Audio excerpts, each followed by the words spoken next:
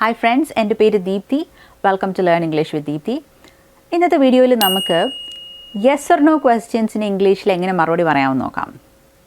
Yes or no questions എന്ന് പറഞ്ഞാൽ എന്താണ്? ഇതിൻ്റെ ഉത്തരം ഒരു യെസ് അല്ലെങ്കിൽ ഒരു നോ ആയിരിക്കും. നമുക്കൊരു എക്സാമ്പിൾ നോക്കാം. ഡു യു പ്ലേ ക്രിക്കറ്റ് എന്ന് വെച്ചാൽ നീ ക്രിക്കറ്റ് കളിക്കാറുണ്ടോ എന്നാണ് ചോദിക്കുന്നത്. അപ്പോൾ അതിൻ്റെ ഉത്തരം എന്തായിരിക്കും? ഒന്നുകിൽ യെസ് ആയിരിക്കും അല്ലേ, യെസ് ഞാൻ ക്രിക്കറ്റ് കളിക്കാറുണ്ട്, അല്ലെങ്കിൽ നോ ഞാൻ ക്രിക്കറ്റ് കളിക്കാറില്ല. പക്ഷേ ഇത് നമ്മളെപ്പോഴും ഇങ്ങനെ പറയാറില്ല, കാരണം ഇതൊരു റെപ്പറ്റേറ്റീവ് ആയിട്ട് നമുക്ക് തോന്നും. കാരണം നമ്മൾ ചോദ്യം ഫുൾ ഇവിടെ റിപ്പീറ്റ് ചെയ്യാണ്. Do you play cricket? Yes I play cricket. അപ്പോൾ അതുകൊണ്ട് ജനറൽ എവറിഡേ കാഷ്വൽ കോൺവെർസേഷനിൽ നമ്മൾ ഷോർട്ട് ആൻസേഴ്സ് ഉപയോഗിച്ചാണ് ഇതിന് മറുപടി പറയുന്നത്.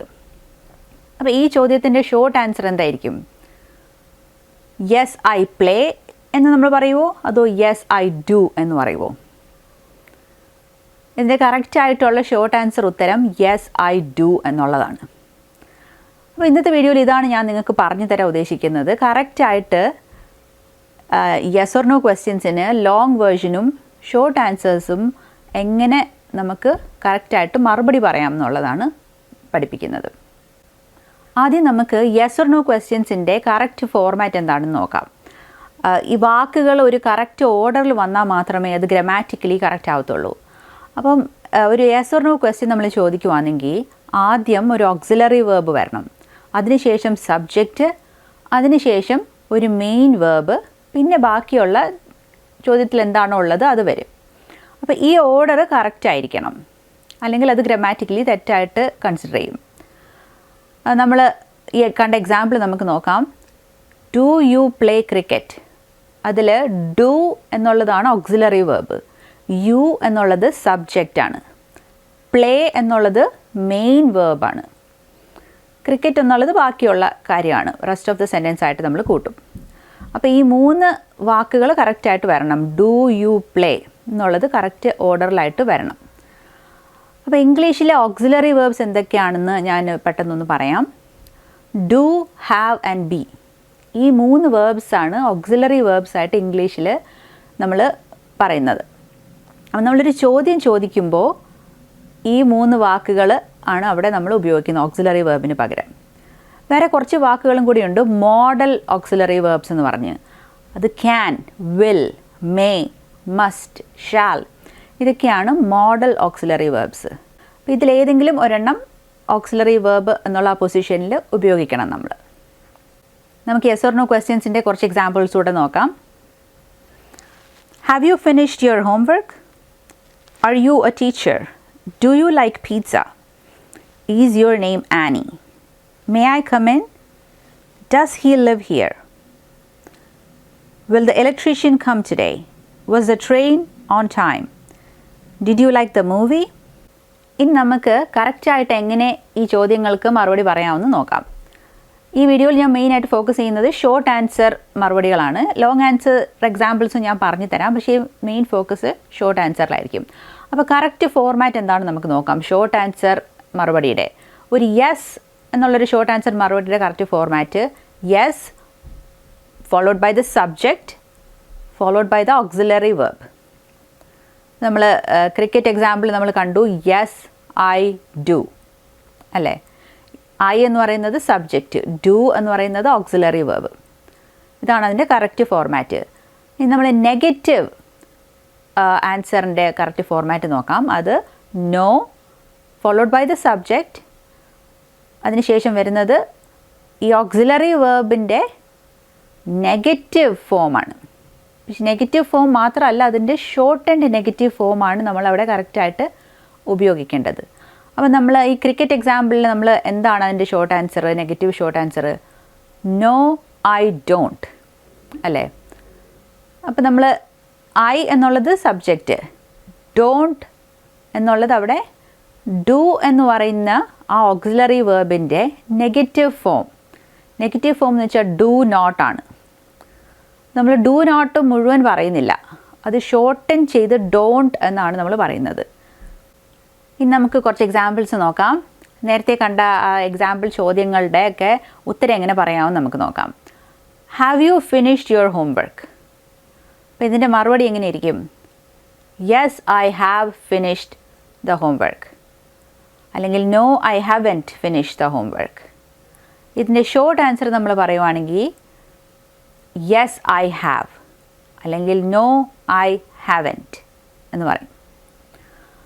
അപ്പോൾ ഈ ചോദ്യ ഉത്തരങ്ങൾ നമുക്ക് ഒന്നുകൂടെ ഒന്ന് ശ്രദ്ധിക്കാം. ഇത് നോക്കിയാൽ നിങ്ങൾക്ക് അതിനൊരു ടിപ്പ് കിട്ടും.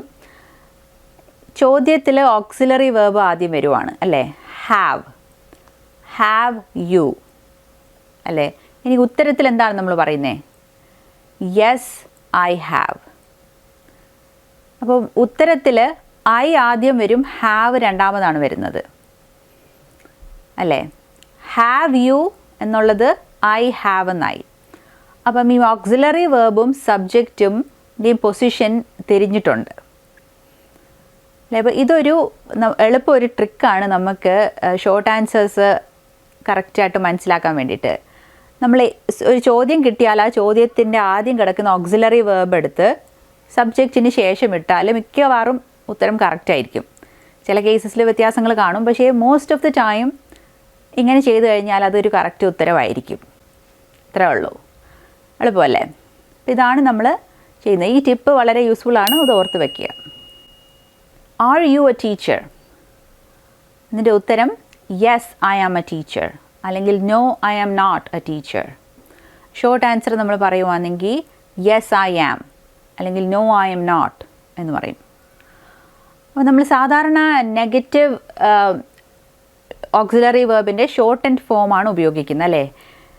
നോ ഐ ആം നോട്ട് എന്നാണ് നമ്മൾ ഇവിടെ പറയുന്നത്. പക്ഷേ നേരത്തെ എക്സാമ്പിൾ നമ്മൾ കണ്ടത് ഐ ഹാവൻറ്റ് എന്നാണ് നമ്മൾ കണ്ടത്. ഹാവ് നോട്ട് എന്നുള്ളത് ഷോർട്ടൻ ചെയ്ത ഒരു വേർഷനാണ് നമ്മൾ കണ്ടത് അല്ലേ? ഹാവ് നോട്ടിന് പകരം നമ്മൾ ഹാവൻറ്റ് എന്ന് എഴുതി.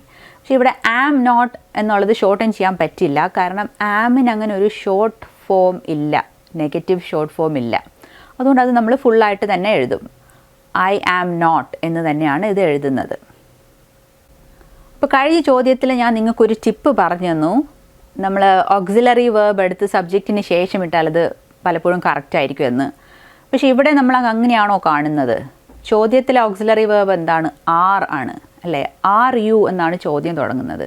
നമ്മുടെ ഉത്തരത്തിൽ ആറാണോ വരുന്നത്? ഉത്തരത്തിൽ ആറല്ല വരുന്നത്, ഉത്തരത്തിൽ ആം ആണ് വരുന്നത്. എന്താണ് കാരണം?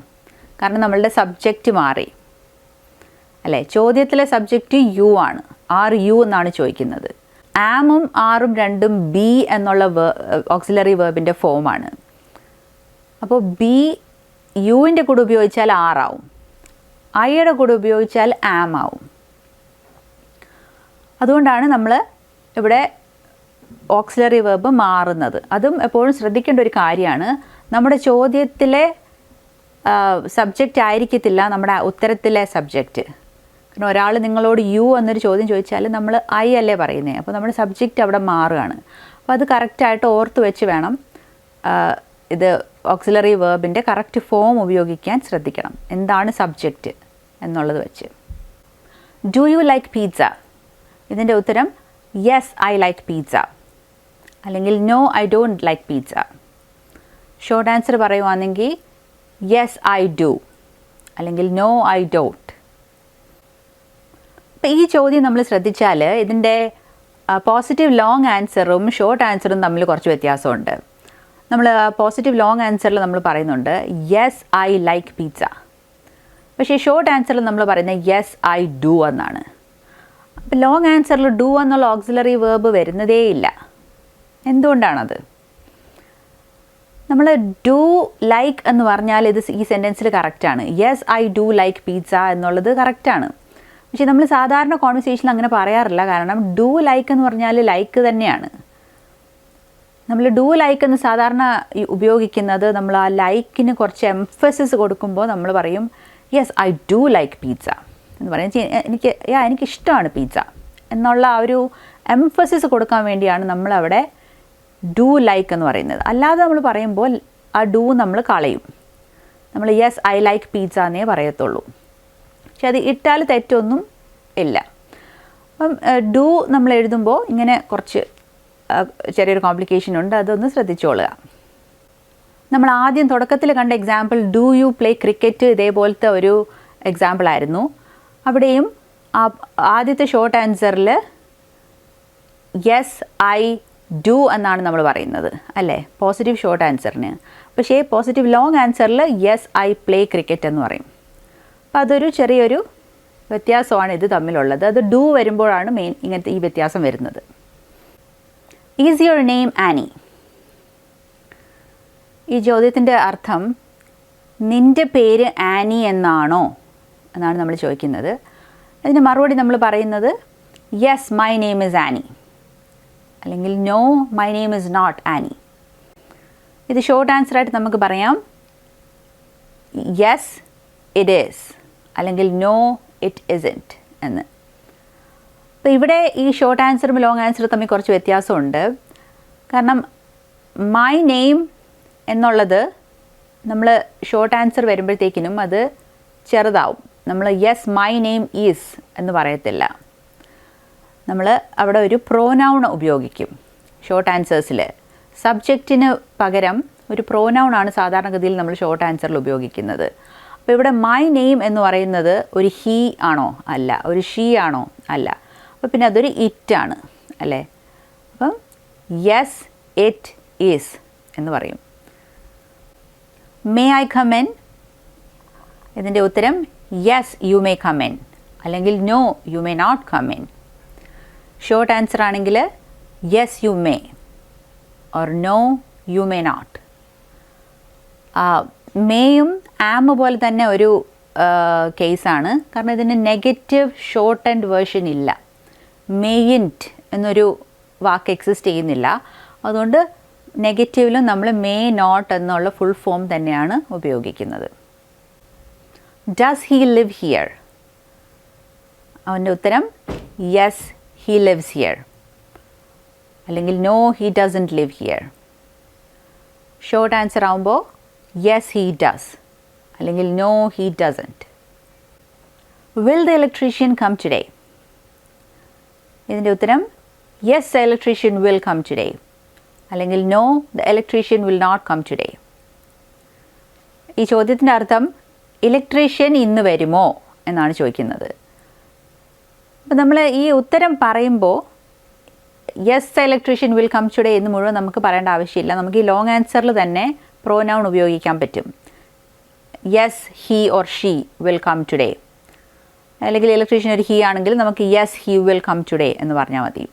അതുപോലെ ഷോർട്ട് ആൻസറിലും നമ്മൾ യെസ് ഹീ വിൽ, അല്ലെങ്കിൽ നോ ഹീ വോണ്ട് എന്നാണ് പറയുന്നത്. Was the train on time?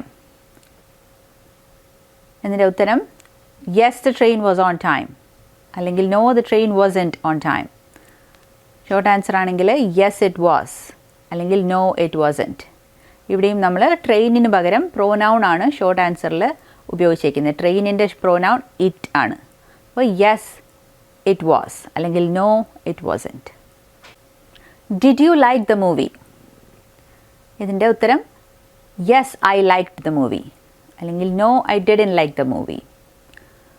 Short answer പറയുവാണെങ്കിൽ യെസ് ഐ ഡിഡ്, അല്ലെങ്കിൽ നോ ഐ ഡിഡ്ന്റ്. അപ്പോൾ ഈ ചോദ്യത്തിൽ നമുക്ക് ആ പോസിറ്റീവ് ലോങ് ആൻസർ ഒന്ന് നോക്കാം. എന്താണ് നമ്മൾ പറയുന്നത്? Yes I liked the movie എന്നാണ് പറയുന്നത്. നമ്മുടെ ചോദ്യത്തിൽ എന്തായിരുന്നു? ഡിഡ് യു ലൈക്ക് ആണ്. അപ്പോൾ ഈ ലൈക്ക് എങ്ങനെ ലൈക്ക്ഡായി മാറി? അതെന്താണ് നമ്മൾ അവിടെ ഒരു ലൈക്ക്ഡ് ഇട്ടത്? കാരണം നമ്മൾ ഈ ഓക്സിലറി വേർബ് ഇവിടെ ഇടുകയല്ലേ നമ്മൾ. അപ്പോൾ ഡിഡ് യു ലൈക്ക് എന്നുള്ളത് ഐ ഡിഡ് ലൈക്ക് എന്നാണ് ശരിക്കും വരുന്നത് അവിടെ അല്ലേ.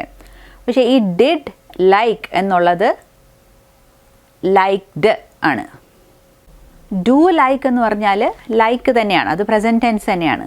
പക്ഷേ ഡിഡ് ലൈക്ക് എന്ന് പറഞ്ഞാൽ അത് ലൈക്ക്ഡ് പാസ്റ്റ് ഫോമാണത് വേർബിൻ്റെ. അപ്പോൾ അതുകൊണ്ട് നമ്മൾ ഡിഡ് ലൈക്ക് എന്നുള്ളത് ലൈക്ക്ഡ് എന്നാണ് അവിടെ എഴുതിയിരിക്കുന്നത്.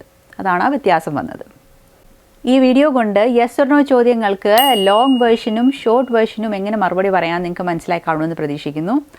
വീഡിയോ പ്ലീസ് ലൈക്കും ഷെയറും ചെയ്യാൻ എൻ്റെ ചാനൽ സബ്സ്ക്രൈബ് ചെയ്യാം. Thank you for watching.